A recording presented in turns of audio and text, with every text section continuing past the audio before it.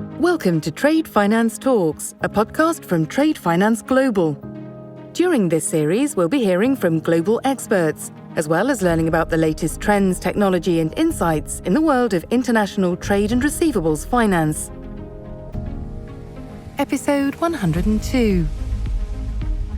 So we developed the 2X criteria, investment criteria, as the global framework. And there are 5 criteria. So we look at entrepreneurship, which means looking at businesses that are founded and owned by women. Hi, everyone. Good afternoon. We're about to kick off our session. Thank you for coming. Prior to the pandemic, studies showed that businesses which trade internationally are more productive than their domestically focused competitors. However, the playing field for women in international trade was already unequal prior to the crisis, as women-owned or women-led businesses were less likely to operate across borders than those owned by men. Women led approximately 1/3 of MSMEs in emerging markets, but remain disproportionately underserved.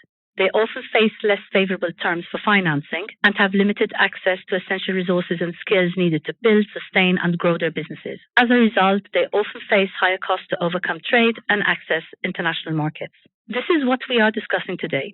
Widened economic inequality due to the pandemic and disruptions in global economies underscore the importance of increasing access to financing to empowering women MSMEs. This includes a wider scope than just access through credit products, as there's a significant need to explore innovative financial products and services beyond credit. My name is Noreen Barros-Cesario, and I am the president of OIT UK, co-host of today's working session with 2X Collaborative, a global industry for gender-lens investing, convening the entire spectrum of capital providers. OIT is the Organization of Women in International Trade, a global business membership organization for women and men working in all facets of trade and business, and is designed to promote the advancement of women in trade and business. The UK chapter is still very young, having been established during the pandemic. Our main focus as a chapter is on capacity building for women trading across borders, trade finance, and digital.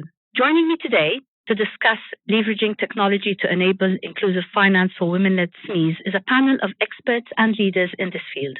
Anabel González, Deputy Director General at the World Trade Organization, will be giving us the opening remarks. We have Jessica Espinosa, CEO of 2X Collaborative, Jennifer Buckley, CEO of SWEEF, Susan Barton of the UK Foreign, Commonwealth and Development Office, working on inclusive trade strategy and trade diplomacy, Ines Murray, CEO of the Financial Alliance for Women, who unfortunately at the very last minute could not be with us today, but we do have her interventions, and our moderator, Deepesh Patel, Editor-in-Chief at Trade Finance Global. We are also joined by high-level respondents, Dr. Amrita Bari, Assistant Professional International Trade Law, Item and Co-Chair Professor at the WTO, Nadia Hashem, Trade Policy Expert and UNECA, Maran Wersman, Director of Partnerships and Innovations at 2X Collaborative, Fiorina Muggione, Regional Director ACP at GDSI, and Kevin Shakespeare, Director Strategic Projects and International Development at the UK Institute of Exports and International Trade. I also have with me VPs from the OIT International UK chapter, and there's Nicole Peter-Patterson, who is the VP for International Trade, who was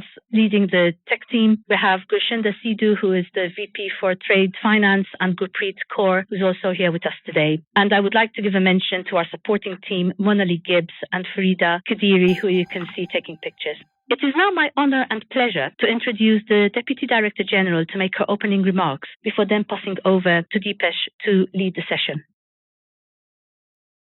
Good afternoon. It is my pleasure to open this session on the role that technology can play in bridging the financing gap facing women-owned small businesses. Small businesses, or MSMEs as we like to call them here at the WTO, are the backbone of our economies and livelihoods. They represent over 90% of all enterprises and about 70% of all jobs in many countries, according to the ILO. Some 40% of MSMEs worldwide are women-owned. Women-owned MSMEs play a critical role in economic life by sustaining families, creating income-generating opportunities in rural and urban areas, and supplying the goods and services we use in our daily lives.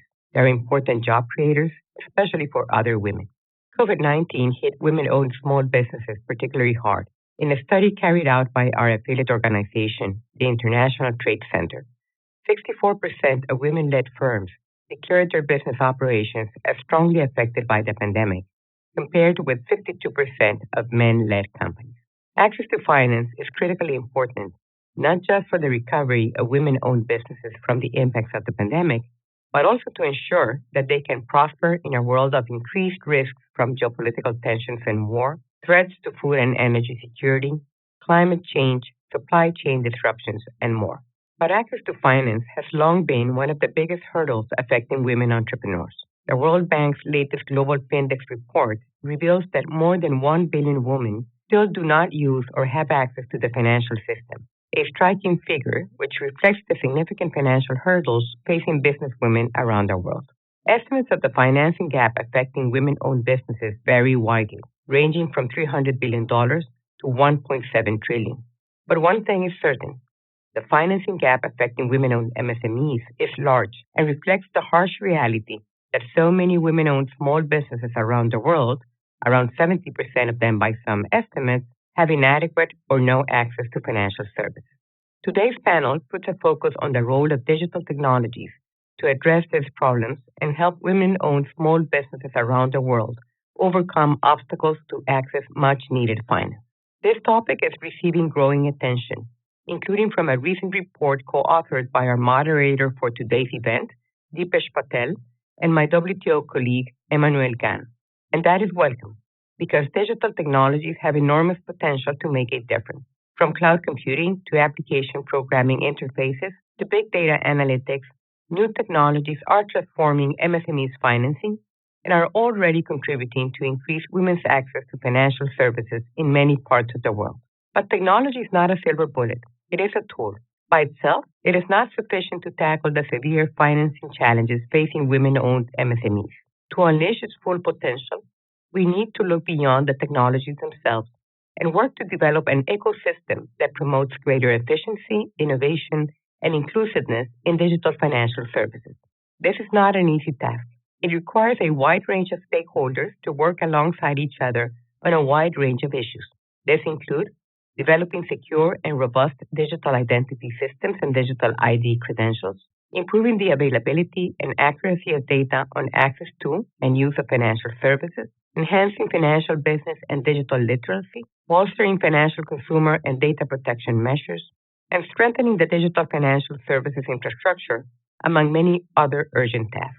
Trade policy and the WTO have very important roles to play here, not least in the promotion of a competitive and innovative environment that enables wider access by women-owned MSMEs to digital financial services. Given this important role of trade, it is very encouraging to see the progress that WTO members are making in many areas relevant to our discussion today. For example, last year, a large group of WTO members, representing over 90% of global services trade, reached a landmark agreement on services domestic regulation. By cutting red tape and fostering transparency, the agreement will make it easier and less costly for service providers, including in financial services, to trade, thereby increasing the availability and affordability of digital financial products. At the same time, nearly 90 WTO members are negotiating a set of global rules on digital trade that will facilitate remote transactions and strengthen trust in digital markets, while also reducing digital trade barriers. Meanwhile, large groups of WTO members are pursuing important work in the context of the WTO Informal Working Group on MSMEs and on trade and gender. The MSME group, for example, has considered the issue of access to finance specifically. Annex 6 of the package of recommendations and decisions adopted by the group in December 2020 provides action lines that countries can take to facilitate to finance for small business owners, including women entrepreneurs. Aid for Trade, which we now call Invest for Trade, is another powerful tool that WTO members have at their disposal to strengthen the capacity of women to trade, including by making it easier for them to obtain finance. The successful global review of Aid for Trade held last July at the WTO confirmed that women's economic empowerment continues to be high on the agenda of both donors and their partners. This creates exciting new opportunities to expand the use of digital technologies to enhance access to finance by women-owned MSMEs. Though we have made much progress, there's much more that we can and must do. Today's panel is a great chance to deepen our understanding about how the private sector, financial institutions, political leaders, regulators, technology experts, and international organizations can work together to bring about change. In a moment, you will be hearing from an exciting group of experts. I am sure that their experiences, insights, and perspectives will prove immensely valuable to those of us at the WTO who seek to build a global trading system that is more inclusive and helps more women-owned small businesses succeed in the 21st century. Thank you. Thank you. Thank you very much, and congratulations on organizing such a fantastic panel. Thank you.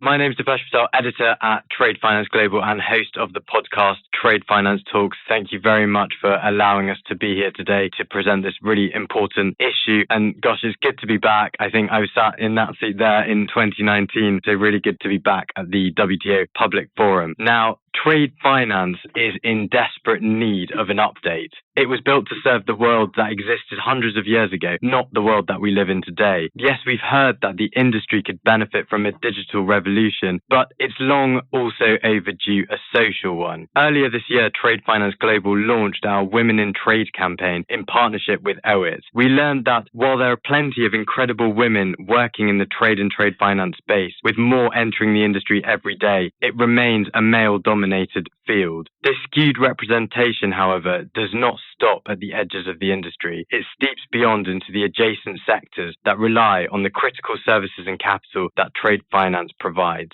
Women lead approximately 1/3 of the MSMEs in emerging markets, yet financial institutions reject their trade finance applications disproportionately more. It's time for this to change. The international nature of trade connotates variety, dynamism, and progress, traits that can only be fully realized in a diverse environment, and gender equality is a crucial ingredient. In her remarks, Anabel González mentioned the joint WTO-TFG research paper on how digitalization can help accelerate access for finance for MSMEs. In today's session, the panelists will build on this notion of technological progress and examine how it can be applied to promote much-needed gender inclusion in trade finance. We have an opportunity to level the playing field and make it just as easy for female small business owners to acquire funding as it has been for her male counterparts. Let's learn how. So I'd like to welcome to the panel Jessica Espinosa, Jennifer Buckley, and Susan Barton. And I'd like you all to give a very quick elevator pitch. So in no more than 6 seconds,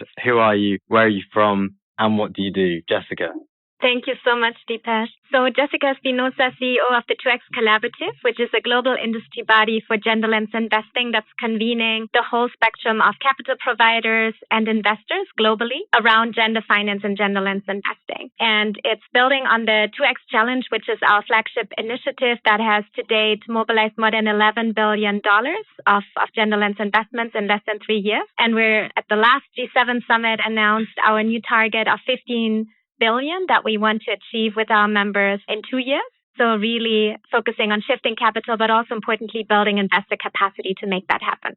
Jennifer, over to you. Hi, I'm Jennifer Buckley, based in Singapore, founder and managing director of Swiss Capital. Swiss Capital is a private equity firm focused on investing in businesses supporting women. Within that context, we invest a lot in sectors such as food-related businesses, healthcare, education, and businesses focused on climate resiliency, particularly in Vietnam, Indonesia, and the Philippines. Thanks, Jennifer, and we'll be going on talking about that in a lot more detail later on. And Susan, over to you.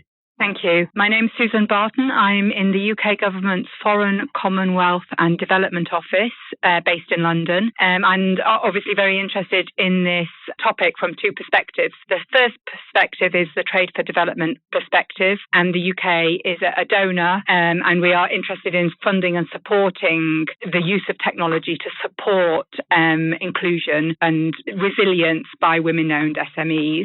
But I'm also interested in this subject from the perspective of how we as a country and a government can use our trade policy to support a levelling up agenda and to support greater gender equity domestically as well as through our development funding.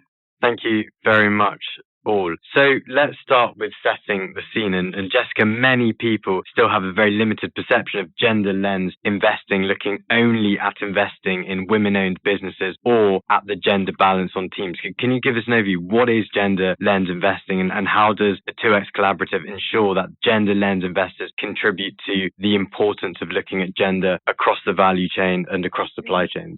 So when we launched the 2X Challenge, it was really important for us to, on the one hand, involve the whole global industry, defining what gender lens investing means, make sure that we have the same definitions, harmonized indicators, and are moving into the same direction. And also that we look at the whole value chain. So we developed the 2X criteria, investment criteria, as the global framework. And there are 5 criteria. So we look at entrepreneurship, which means looking at businesses that are founded and owned by women. Then leadership, so looking at representation in leadership of those businesses. So even if it's a business that's perhaps founded by a man, increasing representation in leadership and senior management on the board of directors. And if it applies in the case of financial intermediaries, also the investment committee. Then the third criterion looks at employment. And there we have a quantitative indicator, so looking at the share of women in employment and in different types of jobs, but also importantly at the quality of employment. So we also have a mandatory qualitative factor, which looks at workplace policies and practices that advance women's career advancement. And Jennifer has done a lot of very practical work on what that looks like in practice. So employment also very important. Then the fourth criterion looks at products and services that are designed with a gender lens, so that take female customers' needs into account and have that intentional lens and that benefit female customers disproportionately. And then the fifth criterion looks at when we invest in financial intermediaries, so in financial institutions or funds, that we look at these 4 criteria at the level of that institution, but also at that institution's portfolio. So it's really looking at where's the capital ultimately moving and flowing. So you can see that it's really looking at the whole value chain. It's looking at the supply chain, at the end customers, really very holistically. And depending on where you are, and we see that among our diverse membership, there's an opportunity for everybody, and everybody may have a different starting point. So if you're investing in agribusiness or in infrastructure or in the private equity space versus the SME lending space, you may use a different entry point, but ultimately there are tremendous opportunities for positive action and change at all of these levels and across all the criteria. Thank you very much. Really good overview there.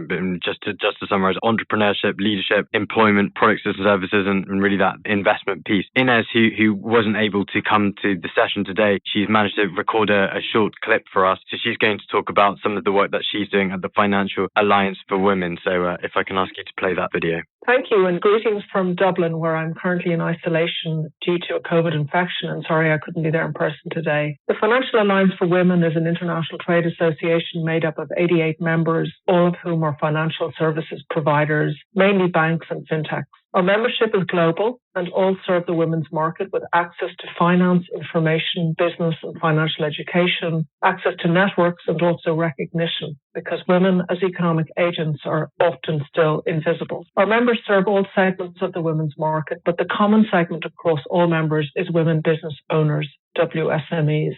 Our diversification into bringing fintechs into the membership in the past couple of years prompted us to research current levels of attention paid by fintechs to the female economy. What we found can be summarized as the following. Fintechs are largely unaware that there is a women's market, and when they calculate total addressable market, or TAM, a key metric that investors look at, they do not disaggregate their data by sex.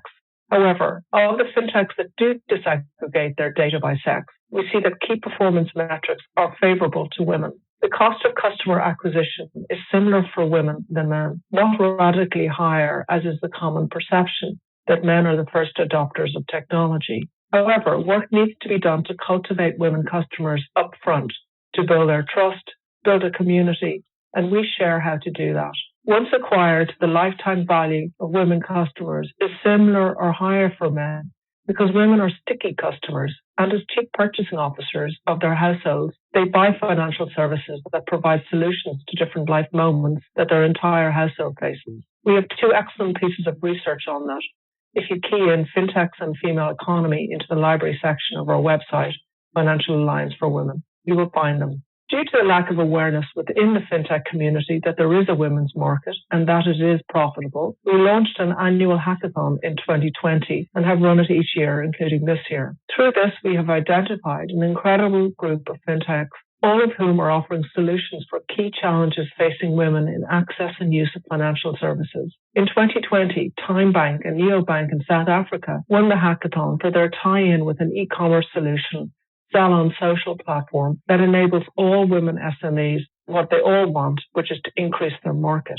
In 2021, Lakshmi, an investment platform in India, was the winner for their solution to mass market women in India, where a shocking 49% of women are not investing at all, and of those that are, just 15% are using formal financial instruments. What both of these fintechs have in common is a deep understanding of the market, a focus on the onboarding of women through the combination of technology and touch, a process to onboard that is simple and efficient, a financial product offer that meets the life moment needs with financial and business education embedded. And of course, they are tracking sector-aggregated data through the sales funnel so that each can become smarter over time about how to attract and retain women customers. This year's hackathon, the application for which just closed last week, had a challenge on fintech supporting access to trade for WSMEs, a challenge put on by IFC, one of the hackathon sponsors. These hackathons are encouraging business model development and what we call use cases, as well as integrating innovative teams from large banks such as HSBC and Citi so that they too can start demanding that fintech design for the female economy and help them support women business owners. In addition to our research and our hackathons, the Alliance hosts Fintech Fridays, bringing together fintechs, incumbents and investors to share and to network. And Fintech members have access to all our peer learning services, including training and peer mentoring as well. The key here is to create the awareness amongst the fintechs and the investors, catalyzed through hackathons and incubators, ensure there's early stage investments, angel, pre-seed and seed funding, encourage investors of all stripes to simply ask the right questions. What is the percent of your leadership team that is female? And what is the percent of your customer base that is female at each stage of the sales funnel and why? And to encourage more partnerships between fintechs and incumbents so that scale can be reached. Thank you for the opportunity to speak today. We greatly appreciate it. For more information, please go to our website and contact me. Thank you. Thank you very much, Inez, and also Jessica. I think I'd just summarize a few of the key themes: the real need to improve financial literacy amongst females, also thinking about designing products and services with a gender lens, and also if you're able to disaggregate data by gender, it really does show a business rationale for acting on this. I'd like to open up to the floor for any questions, thoughts and responses. So if anyone has any thoughts or questions, now's your opportunity. Hi, Julie Bremner from the UK government. I'm just interested to know, to be such a gap around, the statistics that you've presented there. I'd just like to know a little bit more why, really. I'd like to hear from the panel why that is. Is it to do with the risk analysis? So I'd be interested in hearing more about why. Thank you. Okay, so I do think that we have a data gap. Women-led businesses face both gender-specific and gender-intensified barriers. The biggest challenge that they face is in the access to the finance they need to start businesses. We know that investing with a gender lens can unlock barriers for women's access to finance and jobs. Jennifer, would you like to start with the data piece and then I can take over on the allocating capital piece?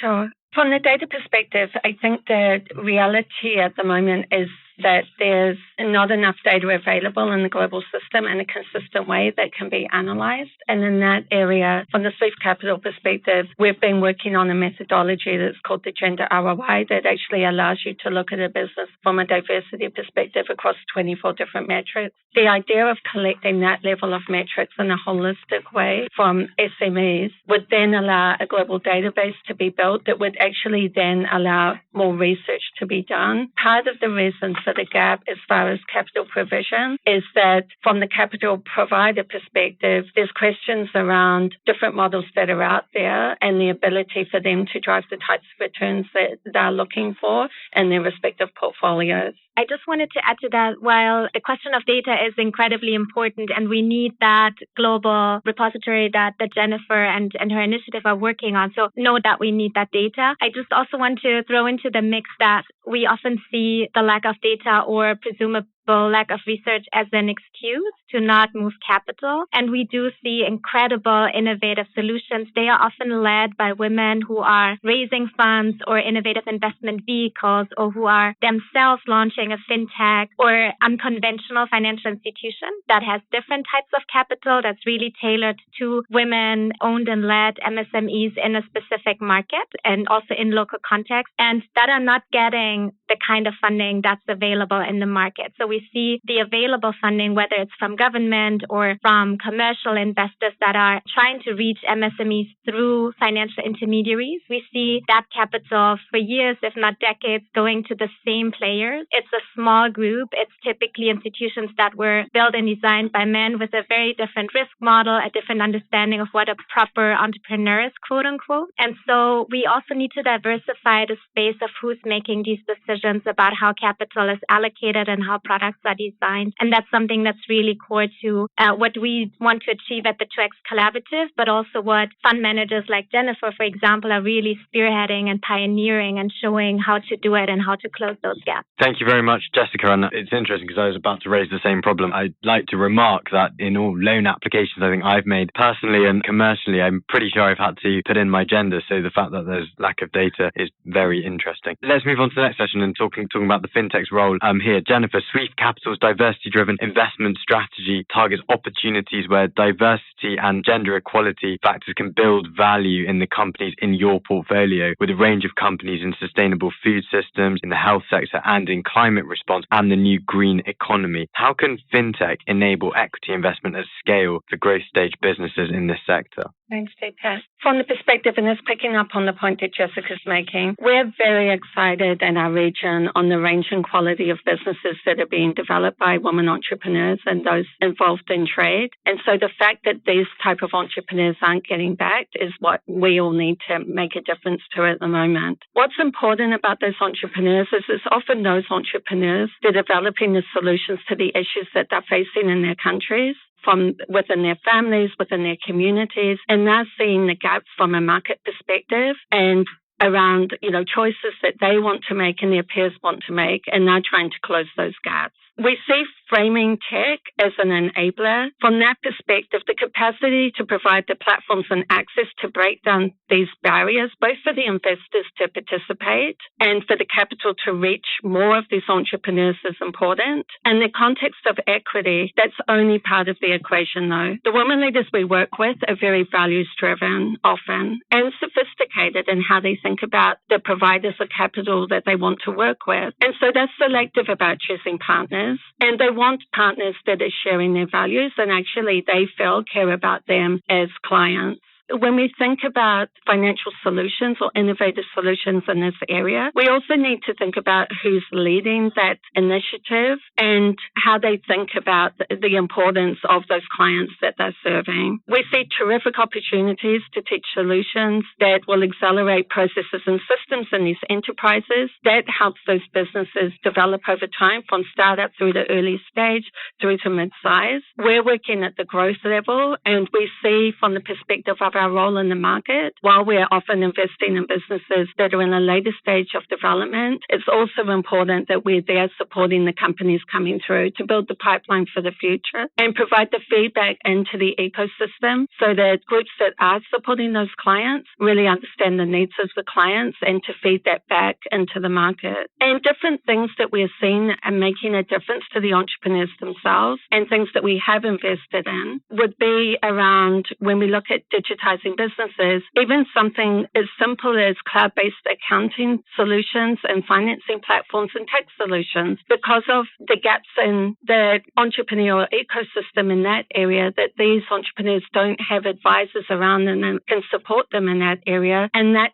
may not be the background that they come from. They may know their industry extremely well, have lots of amazing ideas on gaps in their industry where they can fulfill those gaps, growth ideas on how they can build their businesses. They haven't come through an education where they would be getting accounting training or tax training. And in that regard, it makes them slightly vulnerable because it's a gap in the foundational systems that they need from which to build their businesses, and important when it comes for them to be able to go out and get financing. We also see that fintech is just democratizing traditional financial services, and I think many people in the room are aware of that, and its ability to actually allow underbanked or unbanked populations to come into the market, to be able to open a bank account, to have access to savings products, payments gateways, fund transfers, and other forms of invoice discounting and other financing and credit insurance. Thank you very much. And I think your final point around the fact that fintech is democratizing finance and access to finance for the underbanked is generally really, really good, and actually supporting entrepreneurs. I think no matter what gender those entrepreneurs are, is really helping address the skills gap, the educational gap, and providing that financial literacy and technical assistance. And that's kind of helping grow the overall size of the pie, right? Correct. Susan, women-owned businesses, women-owned SMEs across the world have traditionally struggled to access finance, and I know the UK government is taking measures to address financial inclusion of women, and the UK uses its development assistance to support the financial inclusion of women, and it also helps deliver some of the sustainable development goals. Can you talk about the scale of the problem from a UK perspective, and also what the UK is doing to address that? Yeah, so we know the global economy is confronted with the most daunting and complex set of uncertainties in decades. We're all aware of the overlapping crises at the moment, and the burden of these compounded shocks fall disproportionately on women, especially women in developing countries and where there are intersectionality issues and overlapping and interdependent systems of disadvantage. But women are also part of the solution. Studies have repeatedly demonstrated that women are key drivers to achieving economic prosperity and global stability. And we know that a diverse and inclusive business ecosystem is good for customers, entrepreneurs, businesses, investors, and society, and can help countries and families to be more resilient to shocks. So amongst the tools that governments and international organisations have at their disposal, investing in women-led businesses may prove to be one of the most effective in creating inclusive growth and resilience. And the evidence is in the data. It's estimated that gender parity in entrepreneurship could add 5 to 6 trillion in net value to the global economy. And we know there's a gender finance gap. And globally, the gender finance gap is estimated at $1.7 trillion, which facing 400 million women-owned businesses. And an interesting UK statistic is that in the UK in 2017, less than 1% of all venture capital went to all women teams, whereas almost 90% went to all male teams. And it's a shocking statistic for a developed country. So we can only begin to imagine what that figure might be in less developed countries. So investing with a gender lens can unlock barriers for women's access to finance, jobs and goods and services. But one of the problems that we face with respect to unlocking trade finance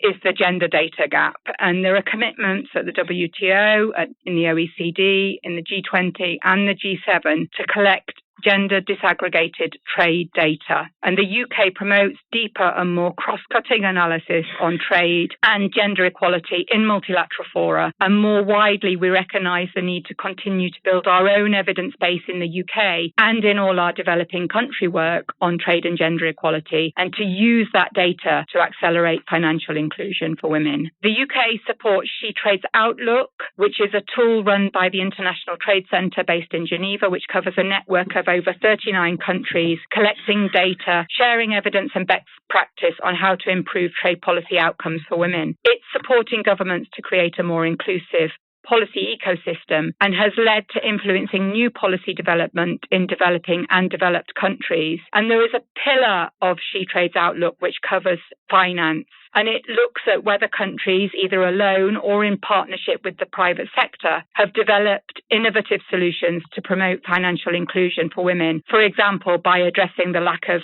physical collateral or verifiable cash flow requirements. The finance pillar on SheTrade Outlooks includes gender budgeting consideration, data collection and fiscal schemes. The domestic level, we have a UK Investing in Women Code, which has led to over 130 UK financial institutions, including most of the banking sector, to start tracking and reporting MSME data on a sex disaggregated basis. Related data reporting analysis has created a real momentum in the UK towards closing the women-led MSME finance gap.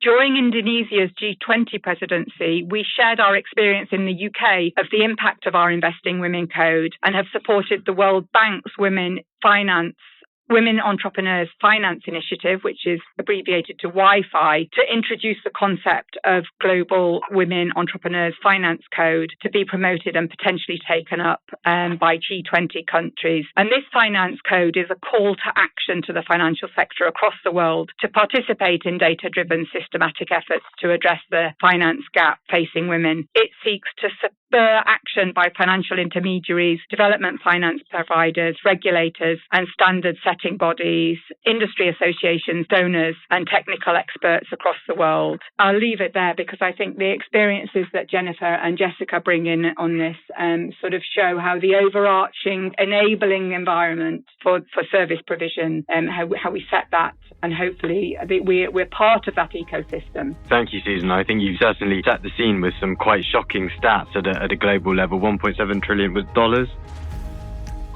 Thanks for listening to Trade Finance Talks. Be sure to subscribe to our podcasts at tradefinanceglobal.com.